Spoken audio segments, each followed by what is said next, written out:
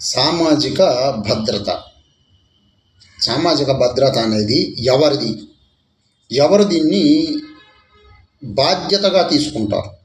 సామాజిక భద్రత అనేదాన్ని ఎవరు బాధ్యతగా తీసుకోవాలి? ఎవరు దీన్ని నిర్వహించి పరిపూర్ణంగా చేయాలంటే ప్రభుత్వం చేయాలి. సామాజిక భద్రత అనేది ప్రభుత్వానిది. ప్రజలు ప్రాణాలు కోల్పోతూ ఉన్నారంటే దానికి ఎవరు కారకులు అనేసి అంటే మొట్టమొదటిగా ప్రభుత్వానిది. తొక్కిసలాట్లో మొన్న మధ్య హైదరాబాద్లో ఒక స్త్రీ ప్రాణాలు కోల్పోయింది. ఒక పిల్లాడు కోమాలోకి వెళ్ళిపోయినాడు. అది జరిగిన కొద్ది రోజుల్లోనే మళ్ళీ వెంటనే తిరుపతిలో ఈ దర్శనం టికెట్ల టోకన్ల కోసం ఈ తొక్కిసలాట్లో 6 మంది ప్రాణాలు కోల్పోయినారు. ఎందుకు?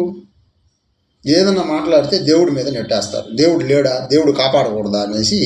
ఎందుకంటే దేవుడు అడగడు కదా. దేవుడు ఎందుకు అడుగుతాడు? రాతి బొమ్మ, ఎవరిని అడగడు. ఏమిరా నన్ను నా మీద నెట్టేస్తూ ఉంటారు అనేసి. అందుకని ఏం జరిగినా పులి తినేస్తే ఒక పాపని అది కూడా దేవుడి మీద నెట్టేసినారు. అయ్యో దేవుడికి ఏం కళ్ళు లేవా, దేవుడు కాపాడకూడదా అట్లా అనేసి. మీ ప్రభుత్వ వైఫల్యము, మీ అధికారులు, మీ పోలీసులు, రక్షణ సిబ్బంది తీసుకోవాల్సిన జాగ్రత్తలు తీసుకోకుండా ప్రజలు ప్రాణాలు కోల్పోతూ ఉంటే దేవుడి మీద నెట్టేస్తే అదేమంటే వీళ్ళు వచ్చేసరికి వీళ్ళకి జేజేలు. ఈ పార్టీల కార్యకర్తలు వీళ్ళేమో ఓజీ ఓజీ ఓజీ పిఎస్పీకే అనేసి వాళ్ళేమో జై జగన్ జై జగన్ అనేసి వాళ్ళు గొర్రెల మందల్లాగా వీళ్ళు అరుపులు ఉన్మాదంలాగా తయారైంది. ఈ వెర్రి, ఈ సినీ వెర్రి, ఈ రాజకీయ వెర్రి ఉన్మాదంలాగా తయారైంది సమాజంలో.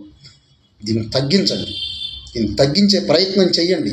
అవగాహన కల్పించండి ప్రజల్లో. పనికి మాలిన సినిమాలకి అడ్డుకట్ట వేయండి. సెన్సార్ బోర్డులు ఇట్లాంటివంతా, మీ సినిమాలు ఇట్లాంటివి, రాజకీయాలు ఇట్లాంటివన్నీ చూసి వీళ్ళు మీ వెనకాల పడి తిరిగి ప్రజలు అధోగతిలోకి, అవస్థలోకి వెళ్ళిపోతూ ఉన్నారు. యువత భ్రష్టు పట్టిపోతూ ఉంది. అయ్యా అన్అపాలజెటిక్ సనాతని హిందూ పవన్ కళ్యాణ్ గారు, డిప్యూటీ సీఎం ఆఫ్ ఆంధ్రప్రదేశ్, కాస్త ఆలోచించండి. మీరు వెళ్ళేదానికే దారి ఇవ్వకుండా ఉన్నారు. మీ ఫ్యాన్స్, మీ కార్యకర్తలు మీరే అరుస్తూ ఉన్నారు. వాళ్ళు మనుషులు ప్రాణాలు కోల్పోయింటే వీళ్ళు జేజేలు నినాదాలు ఏందిరా? మీరు దీన్ని ఏమంటారు? ఉన్మాదం అంటారా? లేదంటే ఇంకేదన్నా పిచ్చి అంటారా? వెర్రి అంటారా? పైత్యం అంటారా?